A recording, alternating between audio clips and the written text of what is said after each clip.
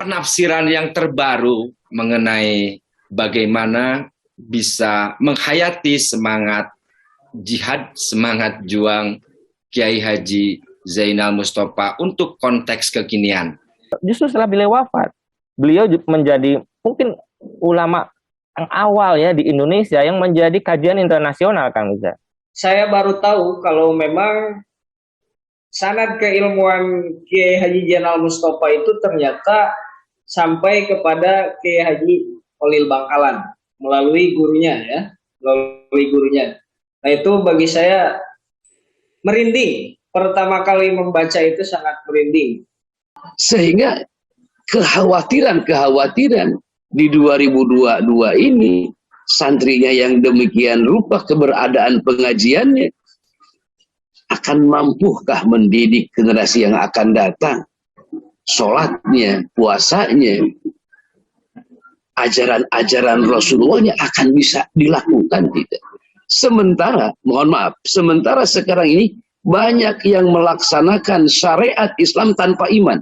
Bagaimana konstelasi perjuangan Kiai Haji Zainal Mustafa bisa terangkat di wacana tidak hanya nasional, tetapi internasional gitu loh.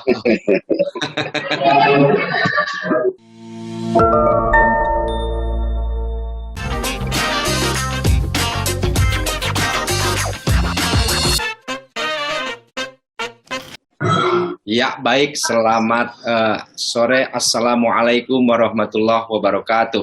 Waalaikumsalam warahmatullahi wabarakatuh.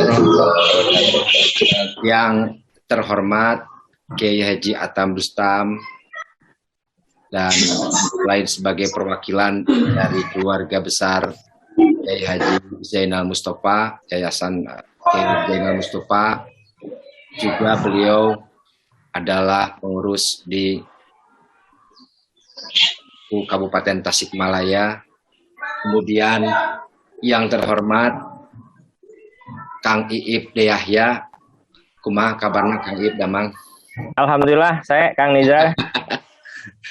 Beliau adalah salah satu tokoh muda NU yang produktif, membuat inskripsi, membuat wacana-wacana lisan menjadi tertulis sehingga terdokumentasikan dan dapat diakses oleh generasi berikutnya. Beliau membuat biografi tokoh-tokoh yang ada di Jawa Barat dan khususnya di Tasikmalaya. Kemudian yang terakhir, saya akan sapa Kang Fahmi. Apa kabar Kang Fahmi Muhammad? Muhammad Fahmi ya. Alhamdulillah. Sehat ya. Baik Kang. Alhamdulillah sehat-sehat. Baik, Kang Fahmi ini adalah salah satu alumnus dari Sukamana, Pesantren Sukamana. S1-nya di UIN ya, kalau tidak salah, kemudian S2-nya lanjut ke UGM. Leres, Kang. Nah, beliau juga merupakan salah satu alumni yang sangat punya perhatian terhadap alma mater Pesantren Sukamana. Baik, saya diberikan diberikan tugas untuk menjadi pemandu dalam diskusi yang sangat menarik. Mengapa? Karena bertepatan dengan dua hal. Pertama adalah Hari Santri dan yang kedua adalah haul untuk wafatnya Kiai Haji Zainal Mustafa pada tanggal 25 Oktober. Kemudian karena berdekatan dalam sela-sela diskusi ringan kemarin dengan Kang Iif, ada semacam kerinduan untuk kembali merevitalisasi, untuk kembali menafsirkan ulang semangat para leluhur kita. Karena bukan menjadi pemahaman yang fragmentaris ketika kita mengetahui generasi muda sangat mengidolakan tokoh-tokoh di luar jenius lokal, di luar kearifan lokal kita. Generasi muda kita digempur oleh budaya pop Korea.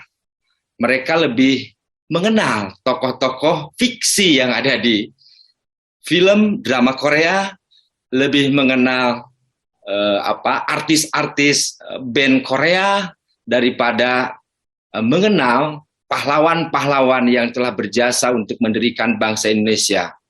Apalagi mereka mengenal lebih jauhnya adalah para sahabat Nabi, Khulafaur Rasyidin, bagaimana perilaku mereka memberikan contoh kebaikan kepada kita.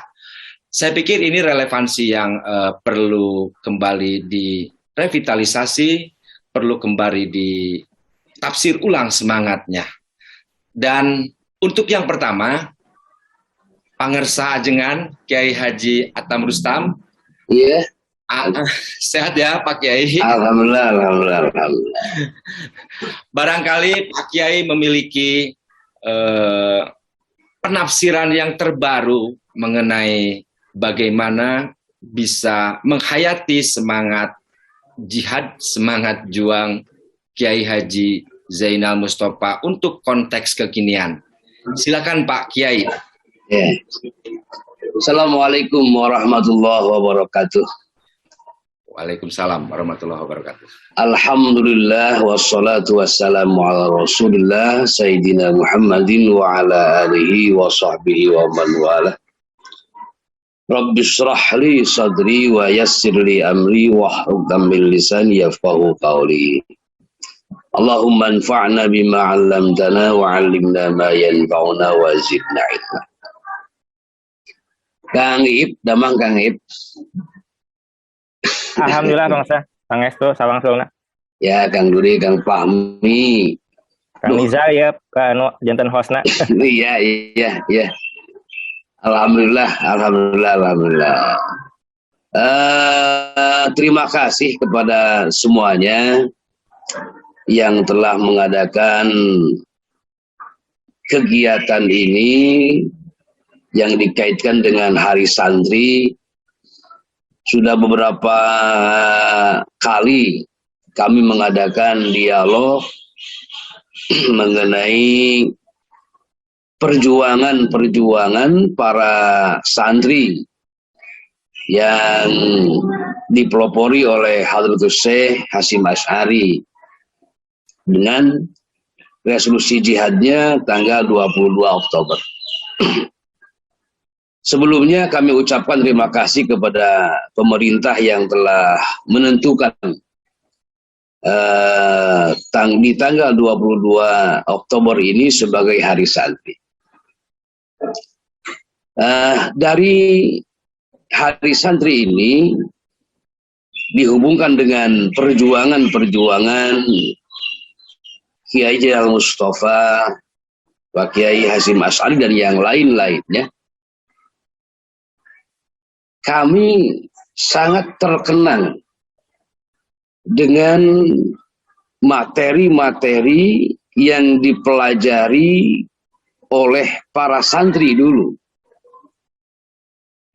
Pertama, tentang kurikulum yang mereka berikan kepada para santrinya, tata cara pendidikannya.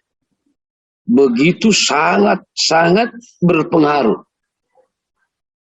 Termasuk tahfidnya.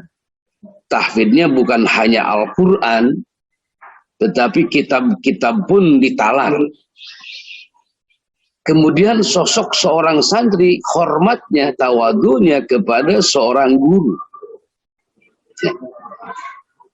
Di tahun-tahun ini, kami hayati itu sangat sulit. Mendidik para santri sehingga si santri itu benar-benar ingin mempelajari ajaran Rasulullah dari sumbernya. Karena kemungkinan sudah banyak terjemah, karena kemungkinan sosok kiainya tidak seperti dulu lah, baik itu keikhlasannya atau penampilannya. Sehingga kami yang dibebani, bukan yang dibebani, yang diwarisi lah oleh kakek kami, yakni Kiai Mustafa. Ini lagi menggali harus bagaimana, dengan cara bagaimana, metode bagaimana supaya natijahnya terkena seperti pengajaran Abah Mustafa dulu, sehingga ketaatannya seorang santri, ketawaduannya, maneh kudu kieu, maneh kudu kan, Abah Mustafa bahasanya demikian gitu. Bahasanya demikian. Itu yang kami sekarang sedang pelajari, bagaimana caranya mendidik, menerapkan tata cara pendidikan dulu di zaman modern ini yang sudah banyak gangguan-gangguannya. Bahkan jadi sumber-sumber ajaran juga sudah banyak terjemahnya, sehingga si para santri sudah tidak mengenal lagi mubtada, khobar, fi'il, fa'il. Padahal dalam bahasa Arab itu justru jumlah fi'liyah itu bagaimana keberadaannya, jumlah khobariyah bagaimana, bentuknya dengan mubtada khobar, bentuknya dengan fi'il fa'il, fi'il naibul fa'il. Itu ada perubahan-perubahan. Nah, yang tidak terkorek itu. Kemudian yang selanjutnya mungkin Ari Sami mamoanya apa ya? Jeung baheula teh moal sami pisan banget, Pak. Setidak-tidaknya ruh jihadnya masuk, dakwahnya masuk kepada para generasi, sehingga kekhawatiran di 2022 ini santrinya yang demikian rupa keberadaan pengajiannya akan mampukah mendidik generasi yang akan datang, sholatnya, puasanya, ajaran-ajaran Rasulullahnya akan bisa dilakukan tidak? Sementara sekarang ini banyak yang melaksanakan syariat Islam tanpa iman. Banyak orang-orang yang mempraktekkan, melaksanakan ajaran Rasulullah tanpa keimanan. Jadi contohnya harus laksanakan syariat Islam, harus terlaksana syariat Islam, tapi tidak didasari dengan keimanan. Tauhidnya tidak ada, la ilahnya tidak ada. Hanya syariat saja. Tetapi dasar melaksanakan syariatnya itu tidak dilakukan. Contohlah, kalau kita berperang, tidak mungkin melaksanakan perang tersebut tanpa dorongan keimanan. Jadi justru yang sekarang ada itu kebanyakannya didasari dengan politik, kepentingan pribadi. Banyak yang mengatasnamakan Islam, padahal hanya untuk kepentingan kelompok, kepentingan pribadinya.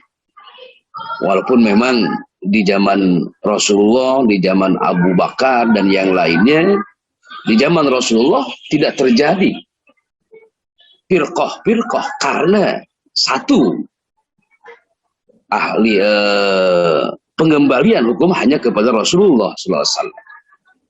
Di zaman Abu Bakar sudah mulai firqah, dan itu asalnya politik. Siapa yang membunuh Sayyidina Umar?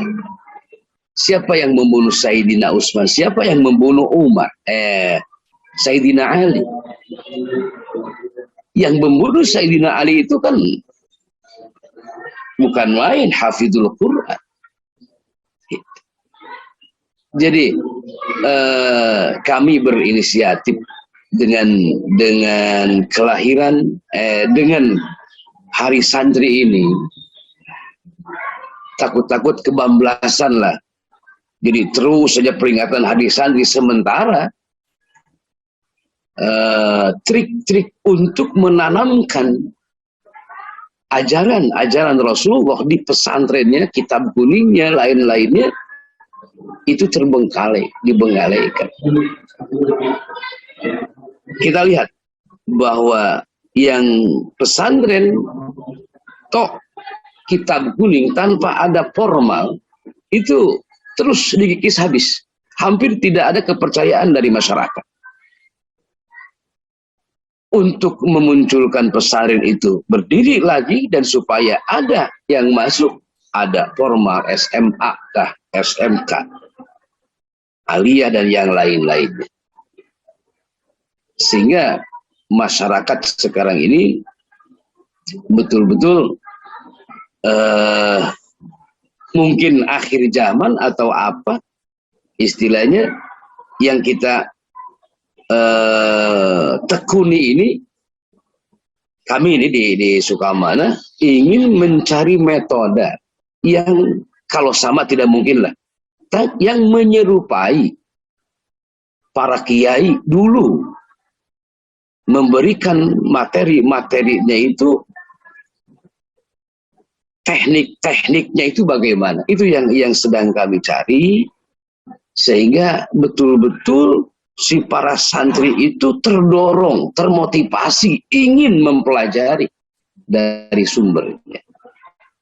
Itu Kang Iip alhamdulillah sedang merancang sekarang katanya, melihat kurikulumnya, teknik-tekniknya bagaimana, memberikan kepada santrinya. Nah, bisakah metode seperti itu diterapkan sekarang di zaman serba modern, serba digital, atau bagaimana? Sementara kami di sini di Sukamana mengharamkan HP juga, para santri membawa, haram, tidak boleh membawa HP. Wah, sudah muncul berbagai protes. Zaman modern ini masih dilarang HP, padahal bukan itu yang dimaksud. Justru dengan adanya HP di pesan itu sangat mengganggu konsentrasi belajar. Itu. Jadi kami menyiapkan lab komputer, kami menyiapkan ini untuk menghilangkan sakwa-sangka yang jelek. Itu kondisi keberadaan para santri yang sekarang ini, yang terus ruhul jihad Abah Mustafa itu ingin terus kami terapkan dengan sesuai ajarannya, sesuai ajaran Rasulullah Shallallahu Alaihi Wasallam. Karena kita harus dibingkai dengan moderasi beragama, ya Kang Ip. Harus tawasud, tawajun, dan yang lain-lainnya. Ya. Jadi ini juga PR untuk kita semua. Kemudian yang terakhir mungkin, ingin sekali minta motivasi atau masukan lah, bagaimana caranya supaya masyarakat sekarang ini mempercayai, tumbuh kepercayaan, tumbuh dan bertambah kepercayaan kepada pesantren, yang notabene pesantren sekarang ini sudah ada undang-undangnya. Nah, kami menginginkan setelah diundang-undangkan ini ada dasar hukumnya, kesalahan sedikit di pesantren diperbesar, di-open bar-kan. Ini harus kita catat bahwa tidak semua masyarakat setuju dengan diundang-undangkannya pesantren, diatur masuk. Mereka sedang berusaha sekuat tenaga bagaimana supaya masyarakat tidak percaya ke pesantren.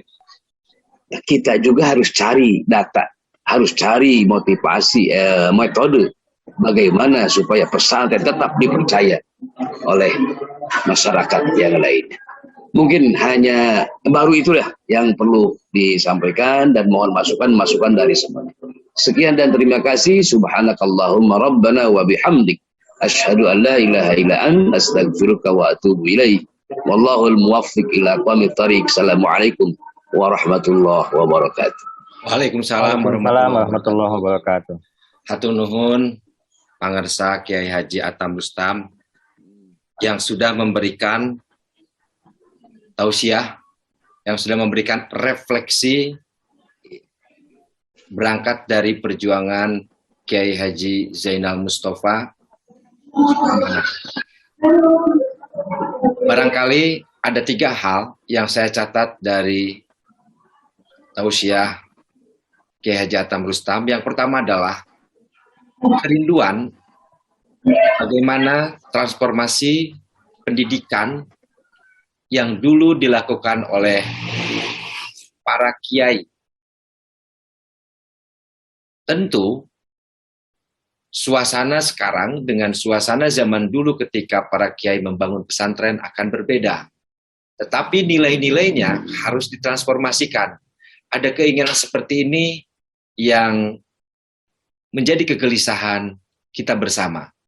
Yang kedua adalah para lulusan santri, para lulusan pesantren ini juga nanti ketika di masyarakat mereka akan mengamalkan keilmuannya, dan ketika mereka bersosialisasi, berinteraksi dengan masyarakat, ternyata ada bagian-bagian dari masyarakat kita yang memahami Islam dalam pengertian fikih letterlek.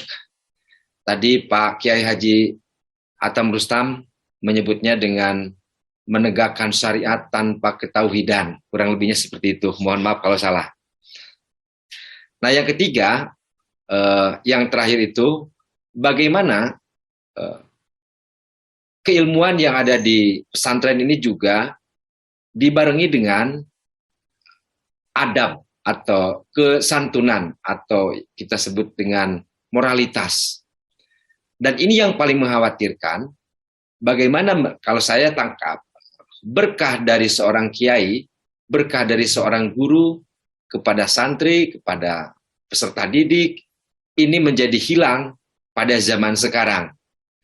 Ketika hilangnya berkah ini, maka hilang juga keberkahan ilmu yang ada di peserta didik atau di santri sekarang ini.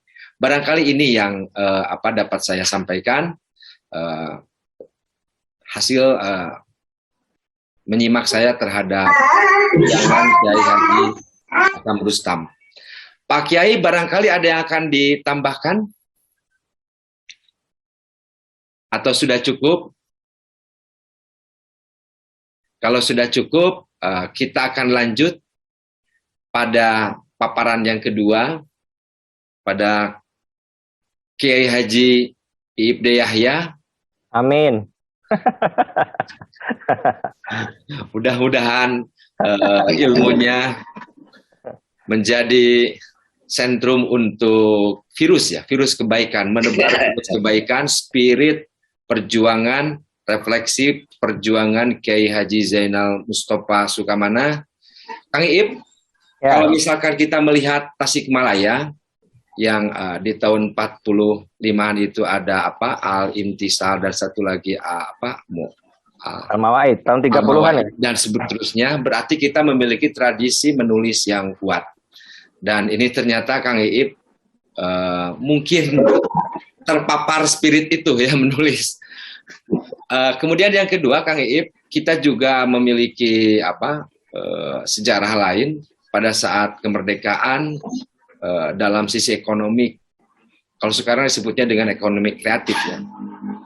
Kurang umat kreatifnya pada saat itu para pendiri koperasi di Tasikmalaya sampai kemudian Bung Hatta tertarik dengan Tasikmalaya dan mendeklarasikan koperasi di Tasikmalaya.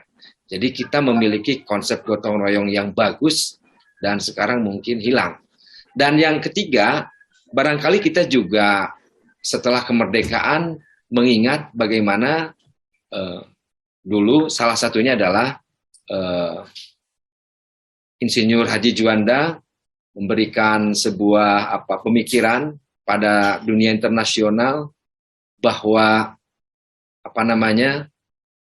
kedaulatan Indonesia itu harus diukur dari pulau terluar, sehingga orang mengatakan dalam pelajaran-pelajaran itu adalah zona eksklusif Indonesia, ZEE kalau tidak salah ya. Dan ini adalah pemikiran-pemikiran jenius yang kemudian lahir dari daerah. Setidaknya orang-orangnya berasal dari Priangan Timur, khususnya dari Tasikmalaya. Nah, yang lebih dahsyat lagi ketika kemarin saya berbicara dengan Kang Ip adalah bagaimana dari Tasikmalaya ini ada satu kearifan lokal, ada satu jenius lokal yang bisa menjadi endorsement, yang bisa menjadi daya dukung untuk kita bisa berislam berislam dengan kontekstual zaman sekarang, tetapi juga ruh semangatnya setaraf dengan para pendiri bangsa kita dahulu, yaitu Kiai Haji Zainal Mustafa. Kang Ip, sebagai penulis buku tentunya mengetahui bagaimana biografi beliau. Nah, menurut Kang Ip, relevansi dari perjuangan Kiai Haji Zainal Mustafa untuk konteks di tahun sekarang seperti apa? Silakan Kang Ip untuk berbicara. Nuhun Kang Nizar. Assalamualaikum warahmatullahi wabarakatuh. Waalaikumsalam warahmatullahi wabarakatuh. Senang sekali sore ini saya bisa kembali berdiskusi di Kapol ID kerjasama dengan Media Center PWNU Jawa Barat.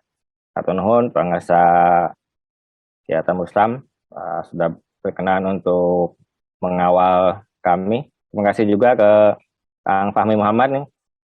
Ini kalau nggak diajak nih nggak muncul-muncul ini. Ini kita punya mutiara ini di ujung selatan. Kang Dudi nih punya tugas moral untuk mulai mengangkat nih orang seperti Kang Fahmi ini. Sebelum masuk ke pertanyaan tadi ya, saya ingin mengingatkan kembali bahwa sosok Haji Zainal Mustafa itu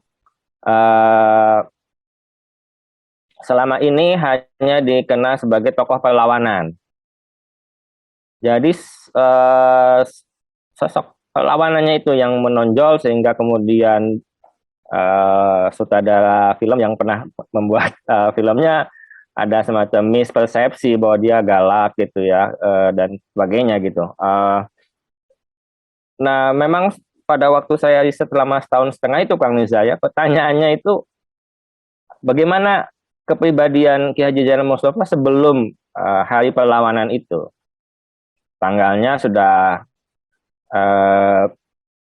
bagaimana kita tahu ada 3 tanggal ya yang diperdebatkan kesahihannya, tapi yang populer itu 2 antara tanggal 18 dan 25 Februari.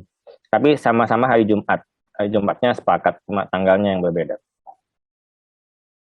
Bagaimana sosok beliau itu sebelum perlawanan itu, dan kemudian juga bagaimana setelahnya.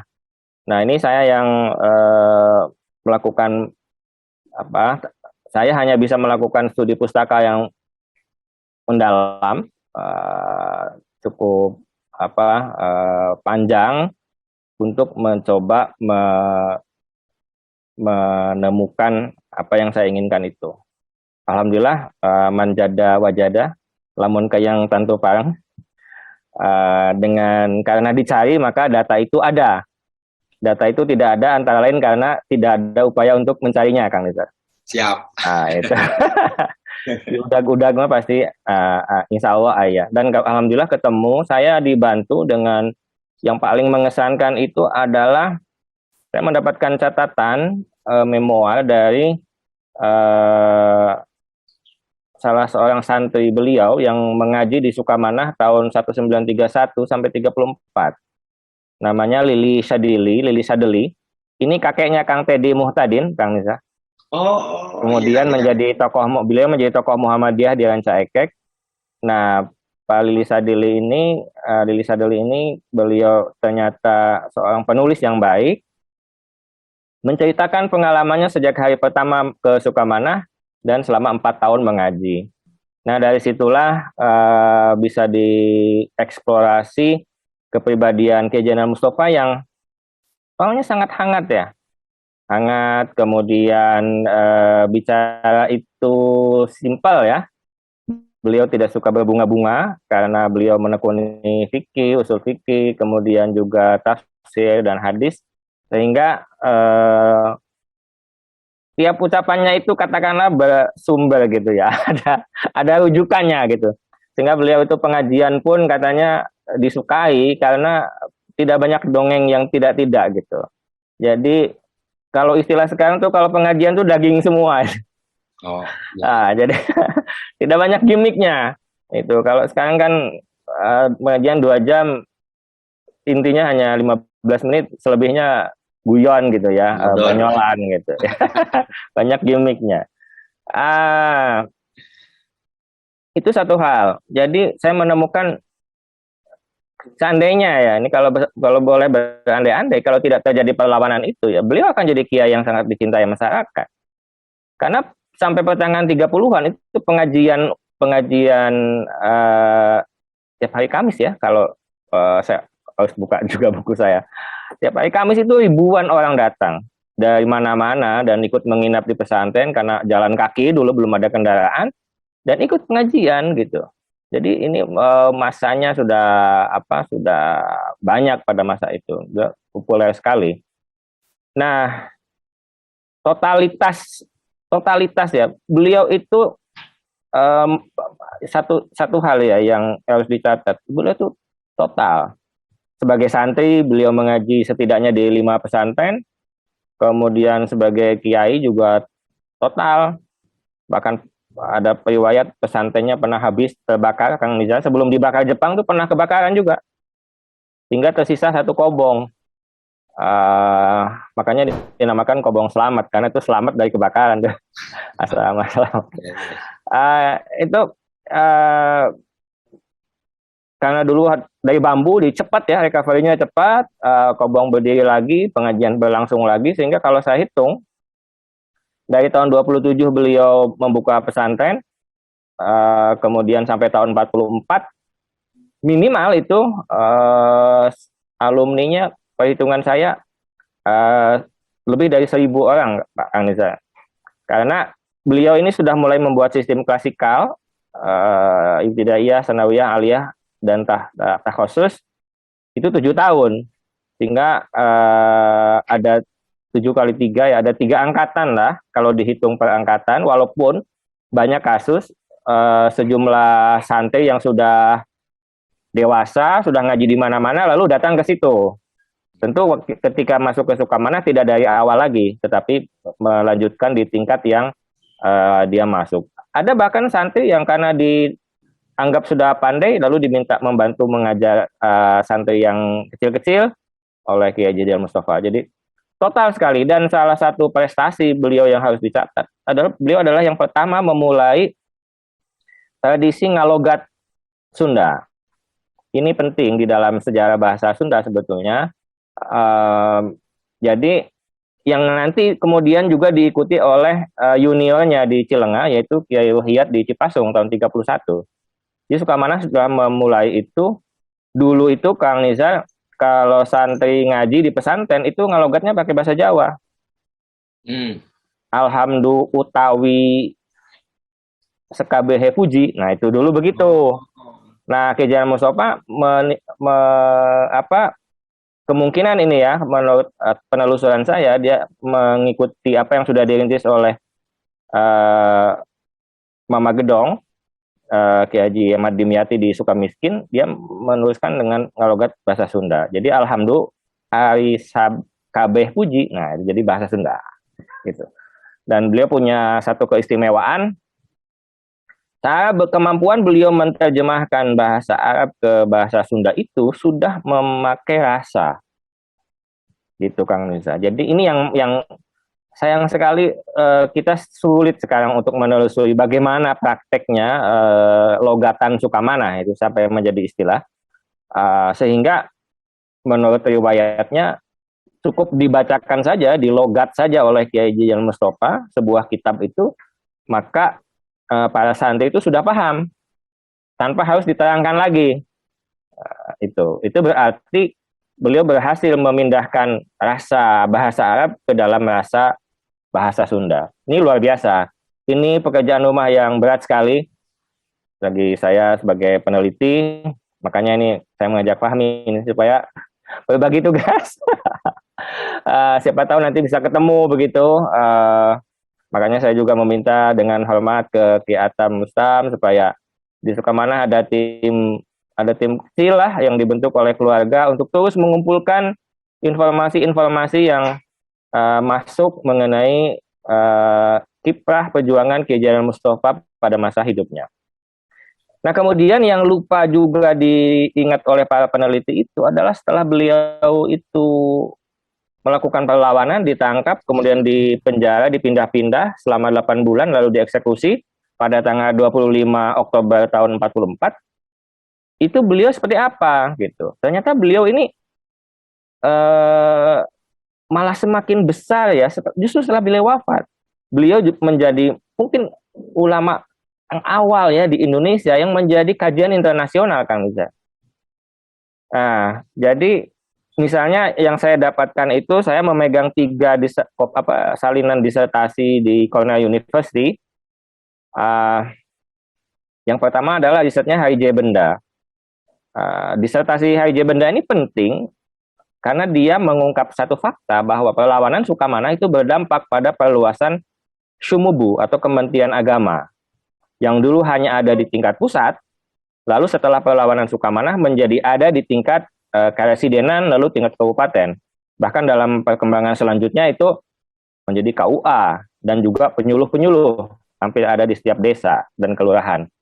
Nah, ini kan selama ini kita tidak tahu nih, gitu. Saya juga orang Tasik, juga tidak tahu gitu bahwa kayak KUA di Salawu misalnya di tempat kelahiran saya itu ada jasa perlawanan Sukamana loh. Nah, gitu.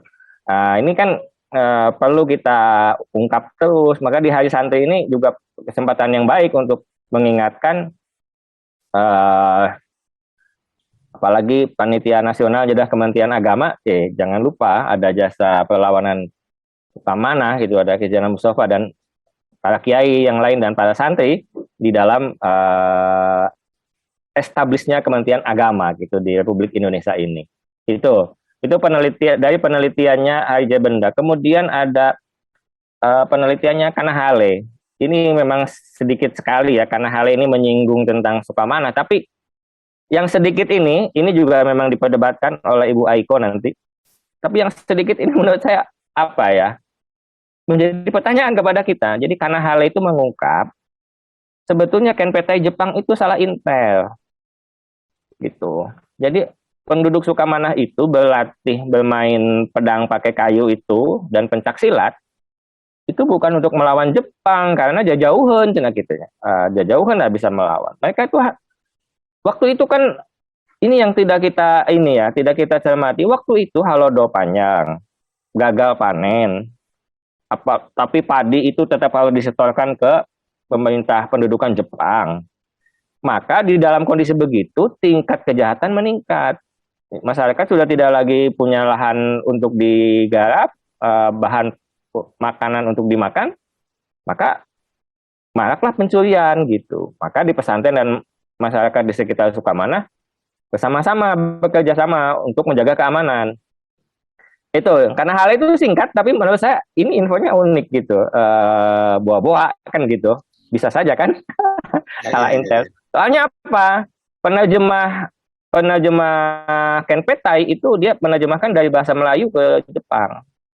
Sedangkan masyarakat pakai bahasa Sunda kan bisa ada miss ya karena 3 dari Sunda ke Melayu baru ke Jepang gitu. Nah, kemudian yang ketiga ini Bu Aiko. Bu Aiko sangat baik menggambarkan suasana waktu itu di lingkungan Sukamana, siapa yang mendukung perjuangan beliau dan siapa yang tidak, itu Bu Aiko dengan sangat bagus menjelaskan itu. Nah, tetapi yang lalu kemudian menarik di luar 3 disertasi itu adalah laporan Kenpetai sendiri. Kenpetai ternyata mengakui bahwa perjuangan Sukamana adalah perlawanan sipil terbesar terhadap pemerintah bala tentara Jepang di Jawa. Ini kan harusnya jadi gong nih di dalam peringatan perlawanan Kiai Haji Zainal Mustafa gitu. Karena ini luar biasa kan, ini yang bilang bukan orang lain, yang bilang nih Ken Petai sendiri. Sehingga dia yang bisa menentukan. Kok di Jawa? Memang ada yang di luar Jawa, ada begitu, ada di Aceh gitu ya. Tapi untuk di Jawa sebagai kunci, Jawa adalah kunci, ingat ya itu Kang Nizar. Itu adalah perlawanan Sukamana, dan itu sangat menakutkan bagi Jepang. Kenapa? Karena ternyata ada keterlibatan sejumlah pengasuh pesantren yang sengaja pindah ke Sukamana untuk mengikuti perlawanan. Jadi kiai-kiai yang sudah mukim ini di sekitar Sukamana itu ikut. Nah, ini dibaca oleh Intel Jepang, diketahui oleh Intel Jepang, sehingga, nah ini catatannya, kembali ke catatannya Haije Benda, pemerintah Jepang melalui bantuan Masyumi itu mengumpulkan 1.500 ulama se-Priangan Timur di dalam 5 pertemuan. Jadi setiap pertemuan 300 orang. Itu calling down semua supaya, dan menjelaskan posisi pemerintah terhadap perlawanan Sukamana. Sehingga kalau kita ambil tanggal 18, lalu pengumumannya tanggal 18 Februari, ya pengumumannya tanggal 10 Maret, dibutuhkan 3 minggu itu bagi pemerintah Jepang untuk kemudian memberi keputusan apa sebetulnya yang terjadi di Sukamana. Ini menunjukkan betapa alotnya perdebatan di antara pemerintah Jepang, Masyumi, dan tokoh-tokoh Indonesia pada waktu itu. Jadi tidak mudah. Bahkan pemerintah militer pun butuh waktu hampir 1 bulan gitu ya untuk menentukan apa sebetulnya yang terjadi di Sukamana. Bahwa itu tidak dimuat di media-media massa, jangankan dulu ya Kang Nizar. Sekarang aja kalau ada berita menyangkut pejabat tinggi kan nggak ada di media. Sama lah gitu. Kalau itu jangan dibuat aneh lah kalau itu sama. Nah, jadi dari hal-hal yang saya sampaikan itu menunjukkan ada justru poin-poin penting dari sosok Jenderal Mustafa sebelum melakukan perlawanan. Beliau sebagai kiai yang total dan sebagai perintis Ngalogat Sunda itu perlu kita naikkan lagi tone-nya supaya ada penggalian yang luar biasa dari kita semua sehingga ketemu bagaimana metode yang tadi dikhawatirkan oleh Ki Atam. Ngalogat itu, sistem ngalogat itu sudah tidak diminati lagi. Nah, kalau mungkin ketemu ya secara ngalogatnya Ki Jenderal Mustafa dulu, mungkin ini jadi daya tarik buat Santi. Ini Sunda teh ngeunahnya ti Arab teh langsung we ka Sunda lah gitu. Gitu kan. Jadi nanti itu mun aya drama bahasa Sunda atau stand up komedi bahasa Sunda itu bisa subtitlenya Arab gitu. Jadi bisa bisa langsung. Iya. Nah, atau amun aya kalau ada film Arab yang bagus itu subtitlenya Sunda aja gitu. Jadi kita mungkin bisa sampai ke sana ininya ya, nanti perkembangan apa yang kita inginkan gitu dari refleksi ini. Kemudian saat perlawanan, ini sebetulnya sudah banyak kajian, tapi setidaknya apakah kita akan meneruskan? Misalnya kemarin juga dengan diskusi dengan Kang Fahmi dan dengan kawan-kawan sebelum ini, siapa yang punya 10 tank itu? Ini mau kita jawab apa enggak? Ini kalau dirasa perlu ya kita cari, bisa kok itu pemiliknya siapa. Kalau tidak ya sudahlah, kita coba mengambil istilah orang tua kita, kebijakan orang tua kita, bukannya tidak mau dan tidak tahu Kang Nizar, tapi tewasa lah. Istilahnya itu kan itu, ada kata-kata tewasa, dan itu menurut saya bijak ya. Oke, kita skip lah. Nah sekarang yang ketiga, pasca beliau wafat sebagai perlawanan sipil terbesar kepada militer Jepang. Artinya ini sebagai warning dan sebagai kebanggaan juga kepada kita sebagai masyarakat sipil. Jangan sampai terjadi perlakuan kepada pesantren seperti di Sukamana. Bisa jadi perlawanan besar kepada kekuatan manapun kan. Dulu militer Jepang gitu kan. Sekarang bisa kepada siapa saja kan. Gitu, yang punya peluang untuk melakukan kesewenang-wenangan. Jadi masyarakat Sunda ini unik. dikenal sebagai Somaya Hadeka Semah begitu, Sonagar seperti diperlihatkan dalam kepribadian Kiai Haji Zainal Mustafa menurut catatan sejumlah santrinya.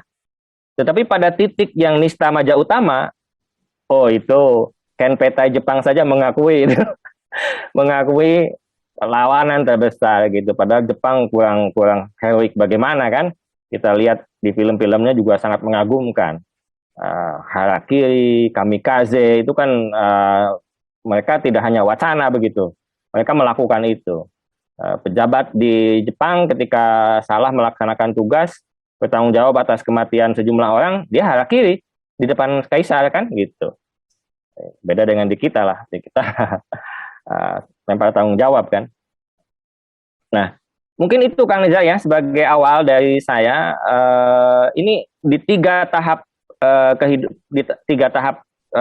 yang melingkupi kehidupan Kiai Zainal Mustafa ini ada poin-poin penting yang bisa kita eksplorasi lebih dalam dengan ya tentu ya keluarga saya yakin sangat mendukung melalui yayasan maupun melalui pesantren juga ikatan alumninya akan sangat mendukung ini dan kita ajak bersama-sama untuk menggali poin-poin penting di tiga fase itu. Mungkin begitu dulu Kang Jah, terima kasih. Ya baik, terima kasih Kang Iip. Ada poin pertama adalah bagaimana warisan ngalogat yang perlu digali kembali dan dipraktikkan dalam pembelajaran di pesantren. Yang kedua, bagaimana Kiai Haji Zainal Mustafa sebagai manusia, sisi kemanusiaannya diungkap sebelum angkat senjata. Ya. Dan dari deskripsi Kang Iip, saya sendiri mendapatkan gambaran bahwa mungkin kalau diibaratkan sekarang menjadi kiai yang kondang mungkin ya pada saat itu. Ya, yang seperti familiar seperti Gus Baha ya, seperti Gus Baha itu, tapi dalam bahasa Sunda. Gitu. Karena apa yang disampaikannya daging semua kan begitu. Iya. Dan yang terakhir adalah bagaimana ketika Kiai Haji Zainal Mustafa angkat senjata atau angkat sikap, menentukan sikap, dan ada berbagai latar yang dibahas tidak hanya oleh orang Indonesia, bahkan sampai di tingkat penelitian disertasi. Jadi ada 3 disertasi yang dibahas. Dan yang paling di Cornell University ya di Amerika itu. Ya, yang paling unik itu yang kedua. Jadi tesisnya itu bagi saya kok begini ya, agak unik gitulah, dan bisa diperdebatkan. Nah, pemirsa yang saya hormati, refleksi perjuangan Kiai Haji Zainal Mustafa Sukamana akan masuk pada sesi ketiga, yaitu narasumber berikutnya. Beliau adalah Kang Fahmi, alumni dari pesantren Sukamana, dan sekarang menjadi partner Kang Iip untuk menyemarakan kembali, merevitalisasi kembali spirit atau semangat perjuangan Kiai Haji Zainal Mustafa melalui penelitian-penelitian yang sudah ada menghasilkan satu buku. Mungkin buku kedua akan lebih kemanusiaan dari Kiai Haji Zainal Mustafa. Assalamualaikum warahmatullahi wabarakatuh. Waalaikumsalam warahmatullahi wabarakatuh. Pak Kiai Haji Atam, anu musim kuring dihormat, Kang Iip, Kang Nijar. Kalau dibilang mungkin di Sukamanah ini saya santri beling, bahasa Jawa namanya, gitu Kang Iip. Jadi santri nakal, tapi tidak mengurangi hikmah saya kepada pesantren Kiai Haji Zainal Mustafa, terutama kepada para guru-guru dan para kiai-kiai. Sebenarnya ulasan dari Kang Iip sangat komprehensif dari awal sampai akhir. Bukunya ini sebenarnya dulu saya sangat bercita-cita bersama teman-teman di Jogja. Jadi selepas dari Sukamana sebenarnya saya tidak lepas dari Sukamana ketika di Jogja, walaupun melanjutkan ke Jogja. Di Jogja kami ada yang namanya Forum Silaturahmi Alumni Sukamana Sukahideng di bawah asuhan Profesor Kiai Haji Shihabuddin Qolyubi. Nah, Ya, ya. Sebenarnya berbicara tentang Kiai Haji Jainal Mustafa tidak ada habisnya. Dulu 2012 saya dan kawan-kawan Forsasi, Forum Silaturahmi Alumni Sukamana Sukahidang, sempat mengadakan seminar nasional, Kang, di Tasikmalaya di Pendopo Lama. Ya, judulnya hampir mirip-mirip ya. Reaktualisasi nilai-nilai kepahlawanan Kiai Haji Jainal Mustafa. Jadi kalau sekarang kan merefleksikan ya, merefleksikan nilai-nilai kepahlawanan Kiai Haji Mustafa. Dalam buku Kang Iip ini saya sangat mengapresiasi sekali kalau bahasa ininya terstruktur, sistematis dan masif dari Mantap. sangat mantap, sangat mantap. Tidak mudah memang untuk menjadi buku yang hebat seperti ini. Saya yakin perjuangannya juga sangat luar biasa dan alhamdulillah sangat didukung oleh keluarga Sukamana. Bab awal kan menjelaskan tentang bagaimana Kiai Haji Jainal Mustafa kecil, kemudian latar belakang keluarga, kemudian perjalanan beliau dari pesantren ke pesantren. Ternyata dalam buku ini saya baru tahu kalau memang sanad keilmuan Kiai Haji Jainal Mustafa itu ternyata sampai kepada Kiai Haji Khalil Bangkalan melalui gurunya ya, melalui gurunya. Nah itu bagi saya merinding. Pertama kali membaca itu sangat merinding.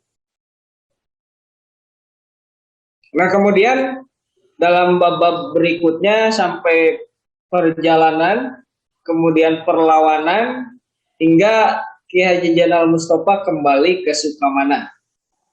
Jadi sesuai dengan pesan Kiai Haji Jainal Mustafa sebelum beliau ingin berangkat berjihad, dan tong di tangan ke oge balik deui ke Sukamana.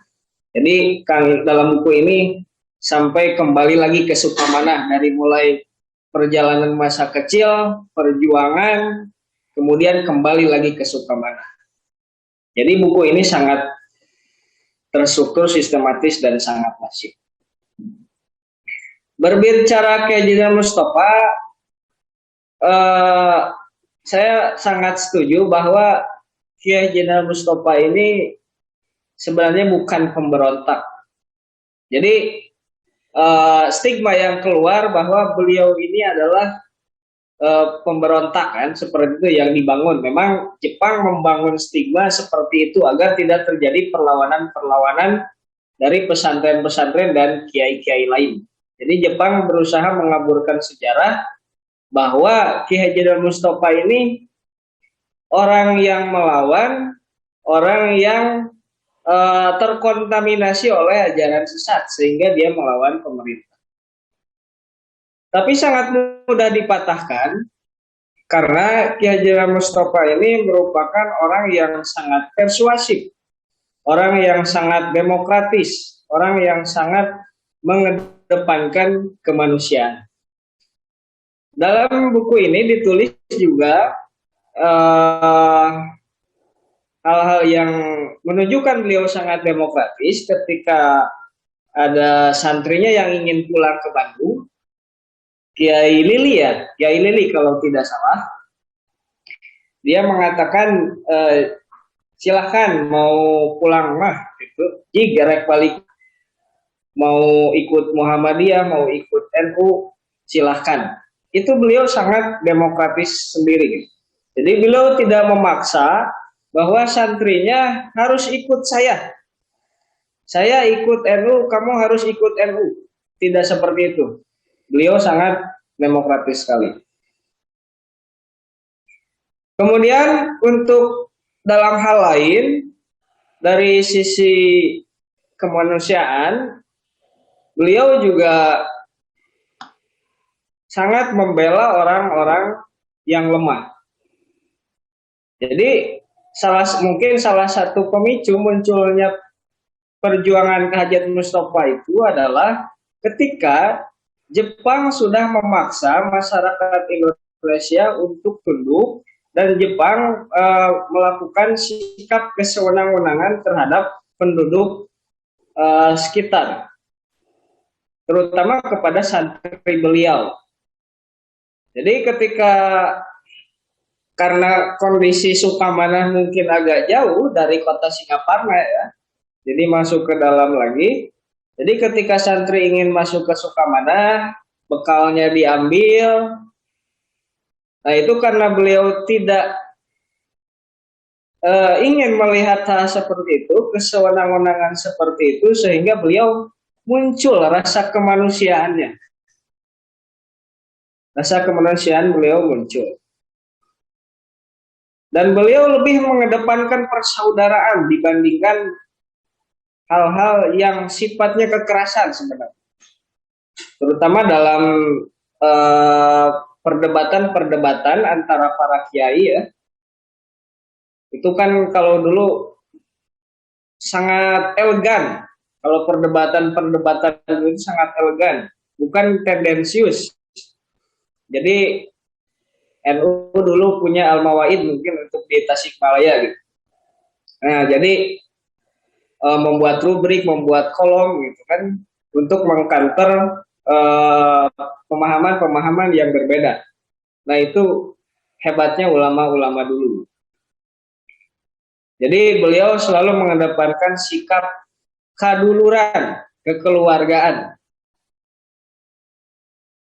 Yang harus diangkat lagi selain proses perlawanannya itu adalah sifat demokratis, sifat kekeluargaan, kemudian kegigihan beliau dan konsistensi dalam melawan ketidakadilan.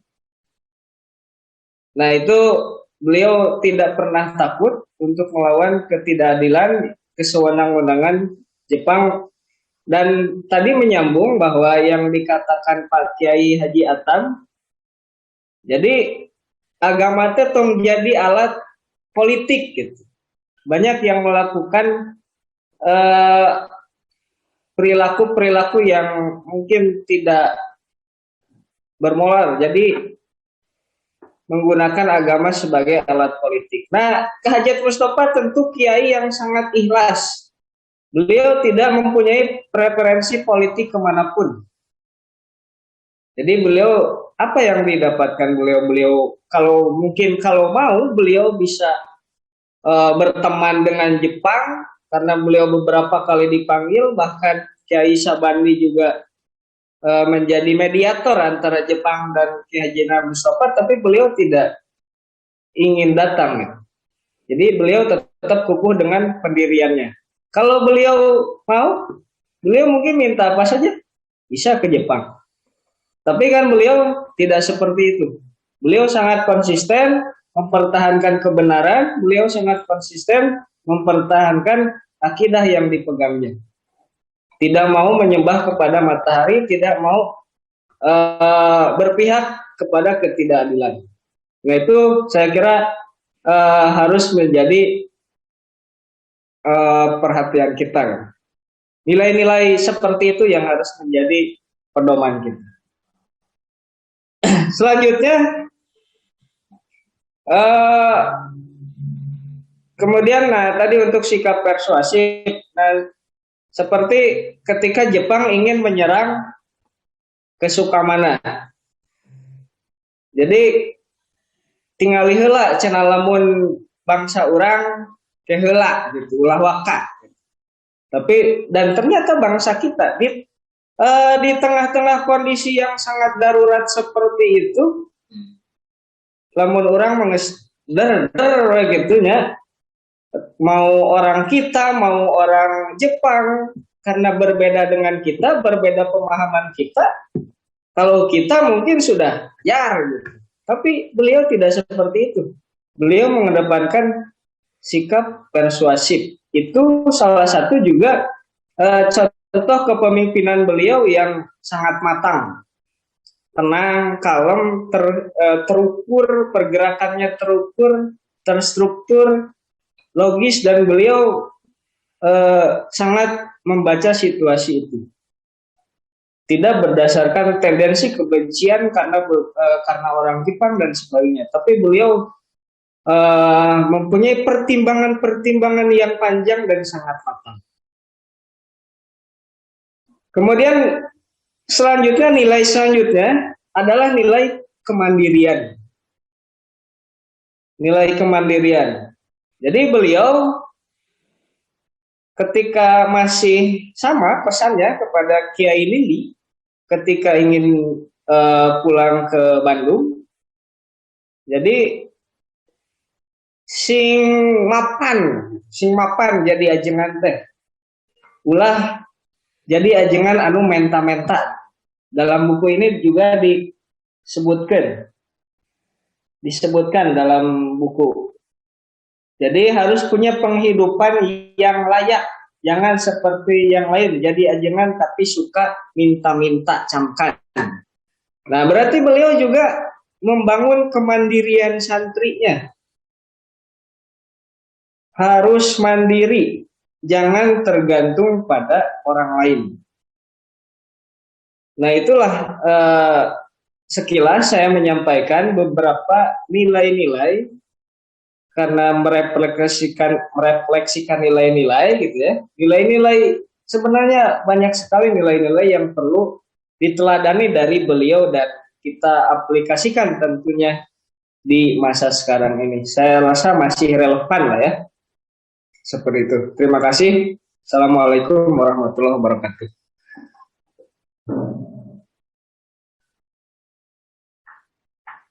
Waalaikumsalam warahmatullahi wabarakatuh. Terima kasih Kang Fahmi.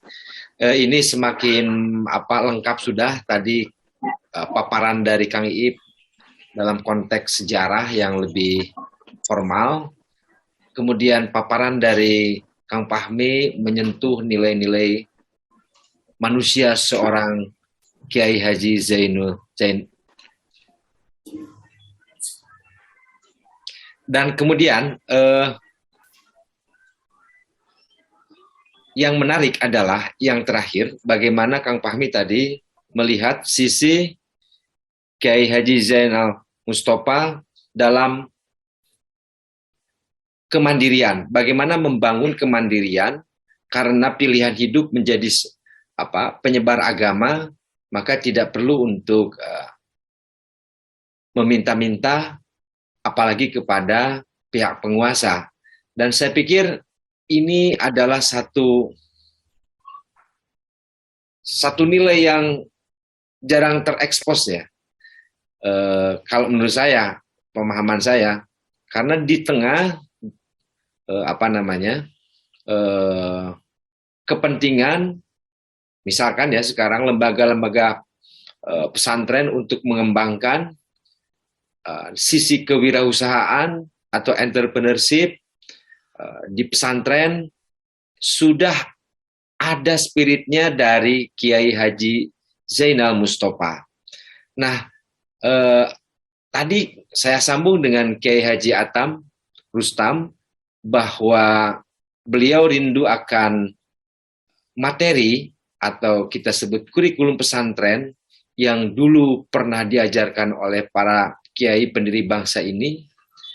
Kemudian beliau juga rindu akan adab dari para santri karena memang dicerminkan oleh kiai-kiainya yang dengan tulus dan berjihad untuk berdakwah sehingga berkah itu muncul dan santri ngalap berkah kak kiai jadi ada.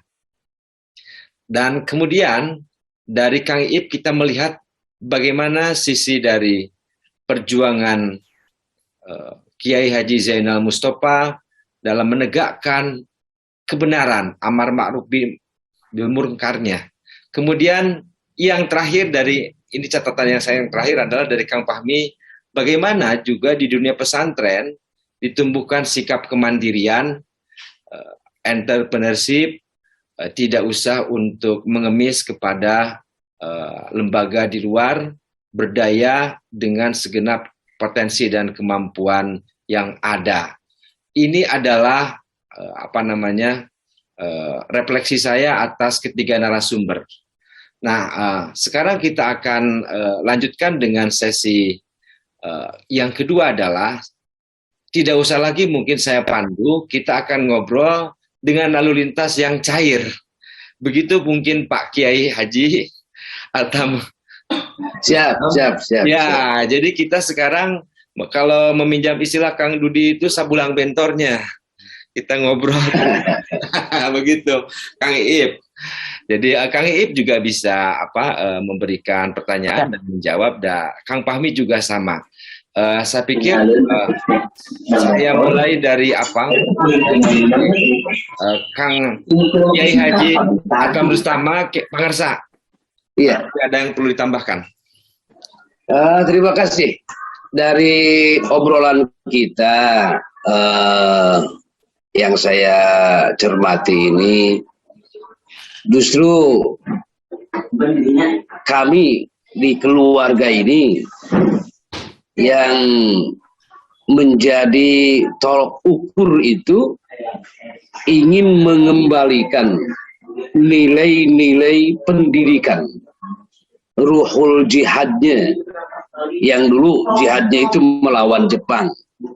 Tapi dalam kondisi sekarang ini kami ingin mengembalikan ruhul jihadnya, terutama dalam pendidikan. Dalam pendidikan, bagaimana kami mencontoh beliau dalam mendidik para santrinya, kemudian bisa diterapkan di zaman modern ini. Itu yang kami sedang mengolah. Bahkan Kang Iip juga menugaskan kepada pihak keluarga untuk meneliti dengan berbagai halnya, dan di dalam buku tersebut seolah-olah dikemukakan bahwa Abah Mustofa itu ditugaskan mengurus kepesantrenan, bagian kurikulum gitu. Bagian kurikulum.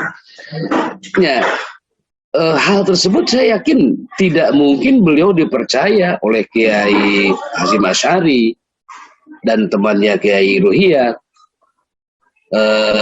untuk mengurus pesantren. Kalau memang beliau itu adalah keahliannya dalam membuat program-program pengajaran di pesantren, yang alhamdulillah sekarang ini, contoh di Al-Musri, walaupun saya belum ke sana, mereka menyatakan kurikulum ini adalah top kurikulum pesantren Sukamana. Ini sampai sekarang di Al-Musri itu terus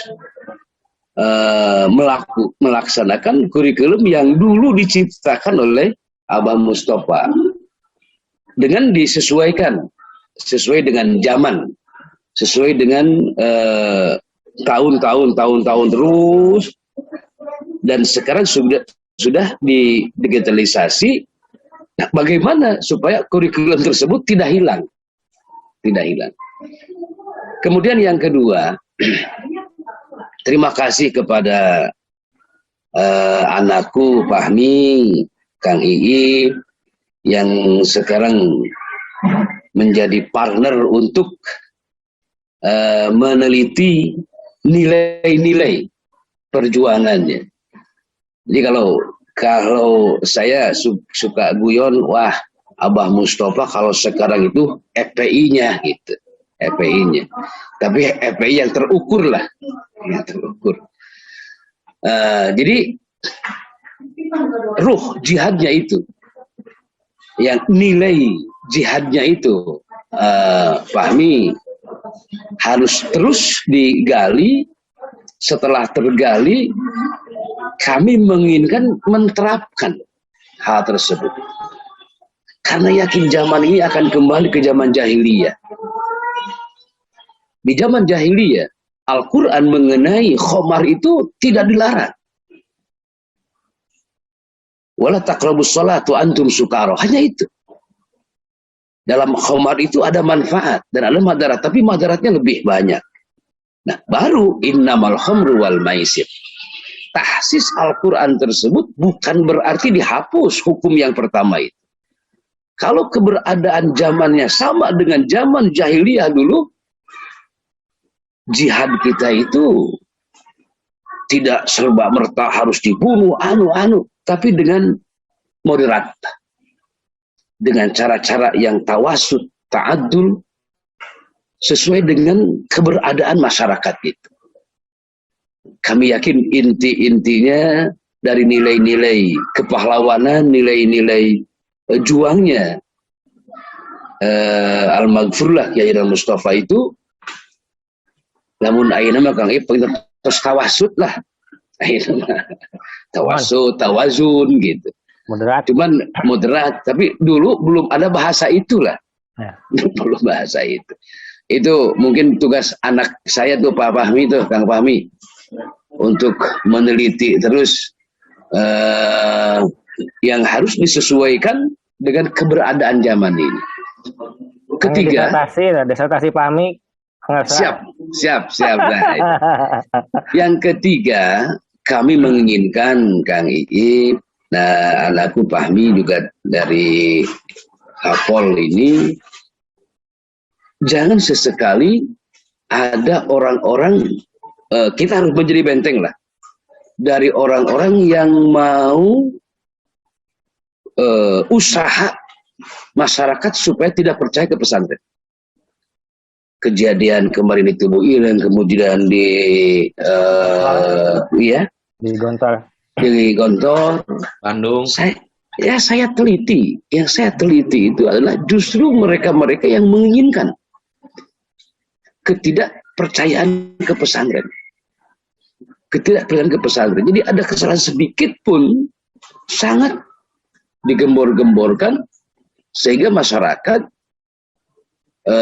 banyak bertanya, mau memasukkan anaknya ke pesantren itu bertanya dulu. Nah, justru ini yang kita harus bentengi, jangan sampai demikian. Kami yakin kalau mempelajari ajaran Rasulullah tanpa iman, tanpa dari sumbernya akan kacau. Yang didahulukan adalah ending dirinya, kepribadiannya, ingin ini. Kenapa Ibu Tahrir di negara lain tidak bisa jalan, sementara di Indonesia terus digembor-gembor? Itu karena benteng terakhir mengenai ajaran Islam itu hanyalah pesantren. Jadi kita harus bisa membentengi itu, karena perlawanan, perjuangan, kemerdekaan munculnya dari para santri secara umum lah.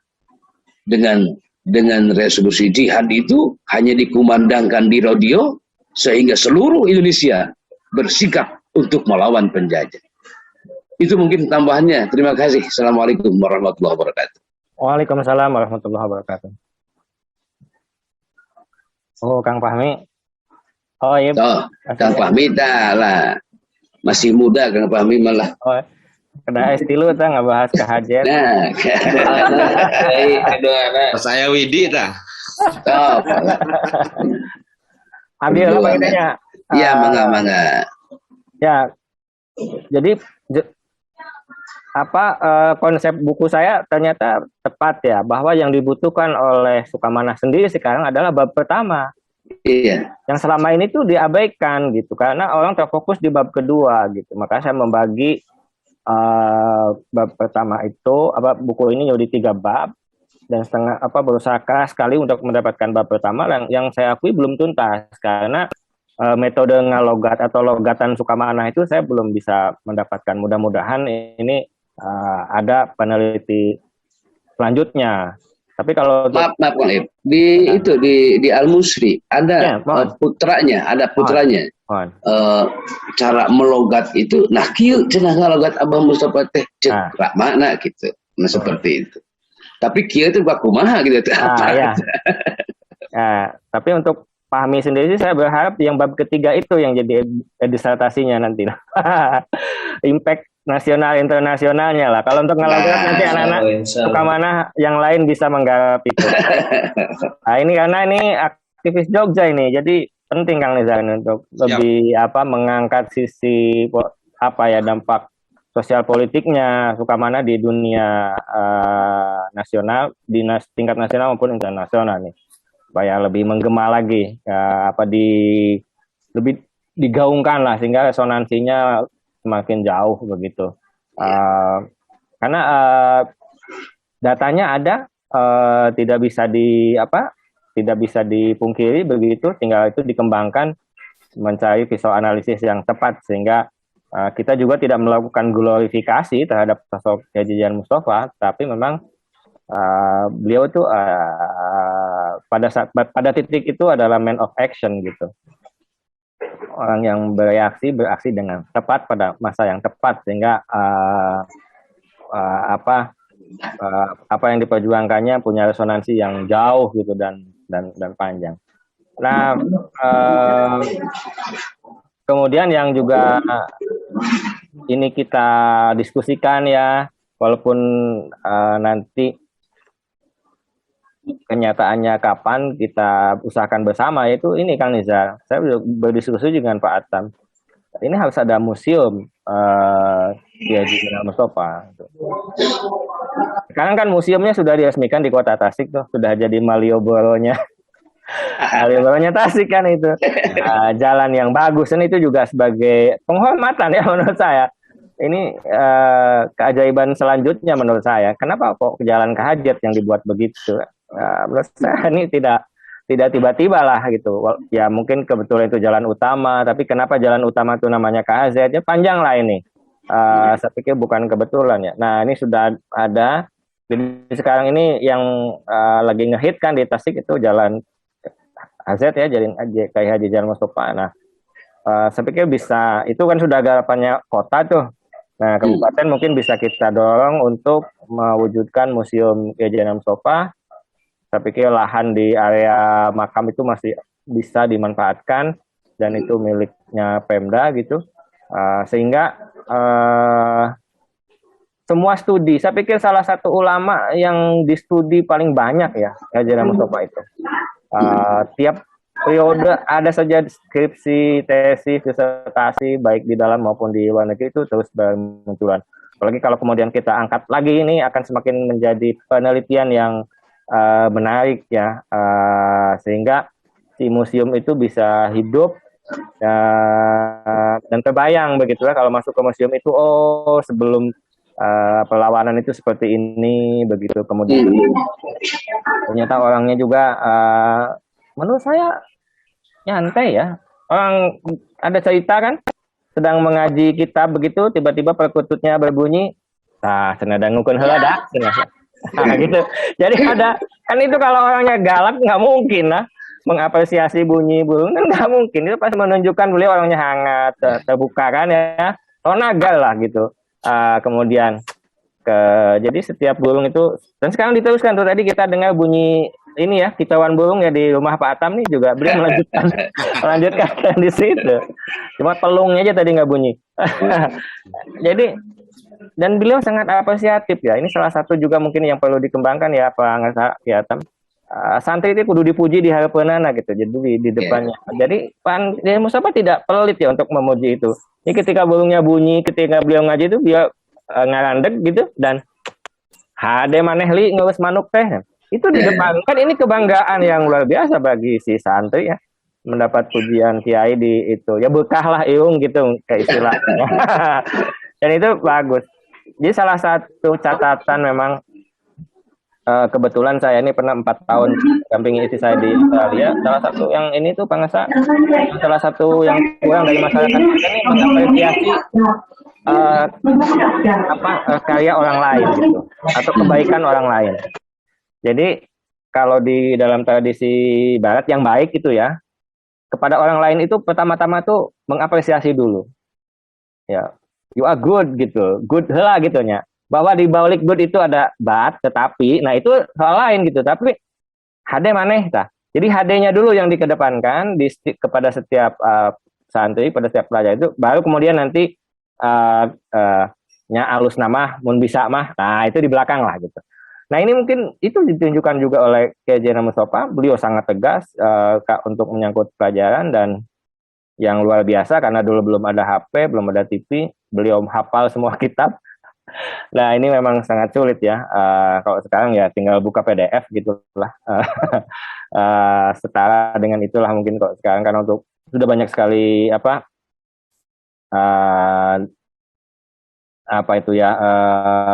pengganggu ya sehingga daya ingat kita juga sangat pendek. Mungkin itu Kang Nizar, sekali lagi saya senang sekali bisa kembali membahas sosok Kiai Haji Mustafa ini. Saya harapkan setidaknya dalam setahun ada 2 diskusi tentang KHZ. Yang pertama pada hari perlawanan yang sudah berjalan ya tetap berjalan, kita tetap mengenang, tetapi dengan penggalian data yang jadi setiap peringatan itu ada sesuatu lagi yang disampaikan, ada yang disampaikan begitu. Kang Ip, kalau bisa di AIKO itu diundang ya di tanggal 25. Kalau Bang Esa, kalau misalnya tanggal peringatan tahun depan mau diundang, kebetulan beliau sekarang tinggalnya di Depok. Oh iya. Iya, ada di Indonesia beliau. Mantap itu. Ada. Nanti kita coba saya cari kontak penghubungnya. Insya Allah nanti melalui Kobam, itu Kang Nizar. Siap. Melalui JJ Rijal nanti kita hubungkan karena bukunya juga diterbitkan oleh Kobam kan, Komunitas Bam. Mudah-mudahan tahun depan Ibu Aiko bisa kita bawa kembali ke Sukamana ya. Sekali lagi terima kasih Bang Esa Kiatam, Kang Fahmi, nuhun pisan. Sami-sami Kang Ip. Sami-sami. Ya bayarnya ya udah S3. Harus Fahmi, harus S3. Bab ketiganya yang dibahas. Bab ketiganya. Kang Ijal, Kang Dudi, hatur nuhun, Kang Rijal oge anu ya nyai agikeun link Zoom, hatur nuhun pisan. Assalamualaikum warahmatullahi wabarakatuh. Waalaikumsalam. Waalaikumsalam warahmatullahi wabarakatuh. Ya, baik, terima kasih Kang Iip, Kiai Haji Atam Rustam, Kang Muhammad Fahmi atas terselenggaranya telekonferensi dengan tema refleksi perjuangan Kiai Haji Zainal Mustafa Sukamanah ini. Dan direncanakan telekonferensi atau pertemuan pembicaraan ini akan diadakan dalam setahun 2 kali dengan tentu saja memberikan informasi terbaru dari penggalian-penggalian yang sedang terus intensif dilakukan oleh Kang Iip dan Kang Fahmi. Dan tadi ada amanat dari keluarga ya, representasi keluarga dari Kiai Haji Atam Rustam bahwa Kang Muhammad Fahmi ini doa segeralah untuk S3, disertasi dan dan mengambil apa yang ada di bab 3. Bagaimana konstelasi perjuangan Kiai Haji Zainal Mustafa bisa terangkat di wacana tidak hanya nasional, tetapi internasional gitu loh. Baik semuanya, terima kasih. Kita akhiri dengan bacaan hamdalah. Alhamdulillahirabbil alamin. Hatur nuhun sadayana. Assalamualaikum warahmatullahi wabarakatuh. Waalaikumsalam warahmatullahi wabarakatuh. Nuhun Bang Esa. Sami-sami mangga. Wilujeng.